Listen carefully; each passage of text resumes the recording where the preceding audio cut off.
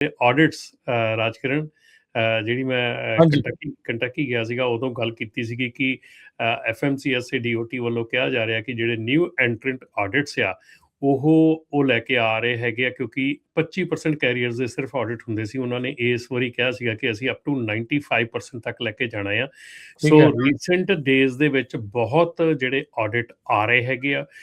ਅਸੀਂ ਵੀ almost every day 3 ਤੋਂ 4 audit ਜਿਹੜੇ ਆ ਉਹ ਕਲੀਅਰ ਕਰਾਉਣੇ ਹੈਗੇ ਆ, ਕੰਮ ਕਰਦੇ ਹੈਗੇ ਉਹਨਾਂ ਤੇ। ਹੱਥ ਜੋੜ ਕੇ ਬੇਨਤੀ ਆ ਜੀ, ਆਡਿਟ ਤੋਂ ਪਹਿਲੀ ਗੱਲ ਤਾਂ ਡਰੋ ਨਾ। ਆਡਿਟ ਕੋਈ ਐਸਾ ਹਊਆ ਨਹੀਂ ਹੈਗਾ। ਆਡਿਟ ਦੇ ਵਿੱਚ ਜੇ ਤੁਸੀਂ ਸਾਰਾ ਕੁਝ ਠੀਕ ਕੀਤਾ ਹੈਗਾ, ਸਿੰਪਲ ਚੀਜ਼ਾਂ ਕੀਤੀਆਂ ਹੈਗੀਆਂ, ਤੁਸੀਂ ਆਪਣੀ ਡਰਾਈਵਰ ਐਪਲੀਕੇਸ਼ਨ, ਤੁਸੀਂ ਆਪਣੀ ਹਾਇਰਿੰਗ ਕੁਐਰੀਜ਼, ਤੁਸੀਂ ਆਪਣਾ ਸਾਰਾ ਪੇਪਰ ਵਰਕ ਠੀਕ ਕੀਤਾ ਹੈਗਾ, ਠੀਕ ਬੰਦਿਆਂ ਕੋਲੋਂ ਕਰਵਾਇਆ ਹੈਗਾ, ਸਿਰਫ ਤੇ ਸਿਰਫ ਪੇਪਰ ਵਰਕ ਇਕੱਠਾ ਕਰਕੇ ਦੇਣਾ ਹੈਗਾ। ਉਹਦੇ ਵਿੱਚ ਕੋਈ ਡਰਨ ਦੀ ਲੋੜ ਨਹੀਂ ਹੈਗੀ, ਕੋਈ ਤੁਹਾਨੂੰ ਐਸੀ ਪ੍ਰੋਬਲਮ ਦੀ ਲੋੜ ਨਹੀਂ ਹੈਗੀ। ਇੱਥੋਂ ਤੱਕ ਸੁਣ ਚ ਆਇਆ ਰਾਜਕਿਰਨ, ਹਰਜੋਤ ਭਾਜੀ, ਕਿ $2,000 ਤੱਕ ਵੀ ਚਾਰਜ ਕੀਤਾ ਜਾ ਰਿਹਾ ਆਡਿਟ ਪਾਸ ਕਰਾਉਣ ਦਾ, ਜਦ ਕਿ ਪੇਪਰ ਤੁਹਾਡੇ ਕੋਲ ਪਿਆ ਆ, ਤੁਸੀਂ ਸਿਰਫ ਇਕੱਠਾ ਕਰਕੇ ਦੇਣਾ ਆ। ਐਡੀ ਵੱਡੀ ਵੀ ਕਹਾਣੀ ਨਹੀਂ ਹੈਗੀ। ਜਿਹੜਾ ਨਿਊ ਐਂਟਰੈਂਟ ਆਡਿਟ ਆ ਉਹਦੇ ਵਿੱਚ ਸਿੰਪਲ ਚੀਜ਼ਾਂ ਜਿਹੜੀਆਂ ਤੁਹਾਡੇ ਕੋਲ ਮੰਗੀਆਂ ਜਾਂਦੀਆਂ, ਪਰ ਜਿਹੜਾ ਇਸ ਵੇਲੇ ਫੈਡਰਲ ਆਡਿਟ ਆ ਰਹੇ ਹੈਗੇ ਉਹ ਐਕਸਟੈਂਸਿਵ ਹੈਗੇ ਆ, ਬਹੁਤ ਡੀਪ ਚੀਜ਼ਾਂ ਮੰਗੀਆਂ ਜਾ ਰਹੀਆਂ ਹੈਗੀਆਂ। ਖਾਸ ਕਰਕੇ ਜਿਹੜੇ ਤੁਹਾਡੇ ਆਪਣੀ ਕਲੀਅਰਿੰਗ ਹਾਊਸ ਦੀ ਕੁਐਰੀਜ਼ ਆ, ਤੁਹਾਡੀਆਂ ਜਿਹੜੀਆਂ ਬੈਕਗਰਾਊਂਡ ਚੈੱਕ ਆ, ਤੁਹਾਡੇ ਜਿਹੜੀਆਂ MVR ਰਿਪੋਰਟਸ ਤੱਕ ਹੁਣ ਮੰਗ ਰਹੇ ਆ, ਤੁਹਾਡਾ ਜਿਹੜਾ ਰੈਂਡਮ ਦਾ ਮੈਨੇਜਮੈਂਟ ਹੈਗਾ ਉਹਦੇ ਐਵਰੀ ਕੁਆਟਰ ਦੀ ਡੀਟੇਲ ਮੰਗ ਰਹੇ ਹੈਗੇ ਆ ਕਿ ਕਿੱਦਾਂ ਤੁਸੀਂ ਕਿੱਥੇ ਉਹਨੂੰ ਸਾਈਨ ਅਪ ਕੀਤਾ ਹੈਗਾ, ਐਵਰੀ ਕੁਆਟਰ ਦੀ ਡੀਟੇਲ ਦਿਓ। ਸੋ ਬਹੁਤ ਚੀਜ਼ਾਂ ਜਿਹੜੀਆਂ ਆ ਡੀਪ ਤੁਹਾਨੂੰ ਮੰਗ ਰਹੇ ਹੈਗੇ ਆ, ਸੋ ਧਿਆਨ ਦਿਓ।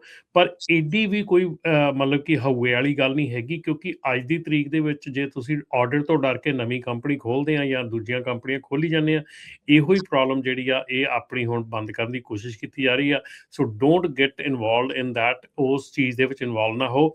ਜੇ ਤੁਹਾਡੀ ਕੰਪਨੀ ਦੇ ਵਿੱਚ ਅੱਜ ਵੀ ਤੁਸੀਂ ਦੇਖੋ ਰਾਜਕਰਨ, ਐਡੀ ਵਧੀਆ ਚੀਜ਼ ਆ ਕਿ ਜਦੋਂ ਆਡਿਟ ਆਉਂਦਾ ਆ, ਮੰਨ ਲਓ ਆਡਿਟ ਦੇ ਵਿੱਚ ਤੁਹਾਡੀਆਂ ਚੀਜ਼ਾਂ ਤੁਸੀਂ ਨਹੀਂ ਕੀਤੀਆਂ, ਠੀਕ ਆ, ਕੁਝ ਚੀਜ਼ਾਂ ਤੁਹਾਨੂੰ ਮਿਲ ਗਈਆਂ ਨਹੀਂ ਕੀਤੀਆਂ, ਆਡੀਟਰ ਤੁਹਾਨੂੰ ਕਹਿੰਦਾ ਕਿ okay I'll give you 90 days to complete all those. ਠੀਕ ਆ, ਮੈਂ ਤੁਹਾਨੂੰ 90 ਦਿਨ ਦਿੰਦਾ, ਤੁਸੀਂ ਇਹਨੂੰ ਸਾਰਾ ਕੁਝ ਕੰਪਲੀਟ ਕਰ ਲਓ।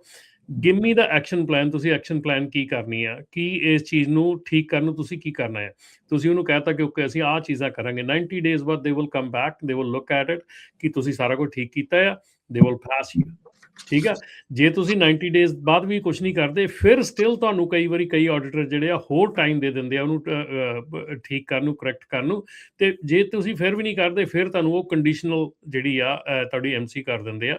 ਪਰ ਕਈ ਵਾਰੀ ਜਿਹੜੇ ਤੁਹਾਡੇ ਕਹਿ ਲਓ ਵੀ ਗਲਤੀਆਂ ਹੈਗੀਆਂ ਉਹ ਬਹੁਤ ਜ਼ਿਆਦੀਆਂ ਸਵੀਅਰ ਹੈਗੀਆਂ, ਤਾਂ ਤੁਹਾਨੂੰ ਪਹਿਲੀ ਵਾਰੀ 'ਚ ਹੀ ਉਹ ਕੰਡੀਸ਼ਨਲ ਕਰ ਸਕਦੇ ਆ। ਕਿਉਂਕਿ ਜੇ ਤੁਸੀਂ ਗਲਤੀਆਂ ਸਵੀਅਰ ਕੀਤੀਆਂ ਹੈਗੀਆਂ, ਉਹਨਾਂ ਦੇ ਵਿੱਚ ਜੇ ਸਾਰਿਆਂ ਨਾਲੋਂ ਸਵੀਅਰ ਜਿਹੜੀ ਗਲਤੀ ਹੈਗੀ ਆ, ਜੇ ਤੁਸੀਂ ਕੋਈ ਵੀ ਐਸਾ ਡਰਾਈਵਰ ਹਾਇਰ ਕਰ ਲਿਆ ਹੈਗਾ ਜਿਹਦਾ ਕਿ ਪਿਛਲਾ ਪੋਜ਼ੀਟਿਵ ਟੈਸਟ ਹੈਗਾ ਔਰ ਉਹਨੇ ਟੈਸਟ ਕੰਪਲੀਟ ਨਹੀਂ ਕੀਤੇ ਹੈਗੇ, ਉਹਨੂੰ ਤੁਸੀਂ ਵਿਦਆਊਟ ਕਲੀਅਰਿੰਗ ਹਾਊਸ ਕੁਐਰੀ ਕਰਨ ਤੋਂ ਬਿਨਾਂ ਤੁਸੀਂ ਹਾਇਰ ਕਰ ਲਿਆ ਹੈਗਾ, ਤੇ ਉਹ ਜਿਹੜਾ ਬੜਾ ਵੱਡਾ ਸਵੀਅਰ ਤੁਹਾਡਾ ਅਫੈਂਸ ਮੰਨਿਆ ਜਾਂਦਾ ਹੈਗਾ।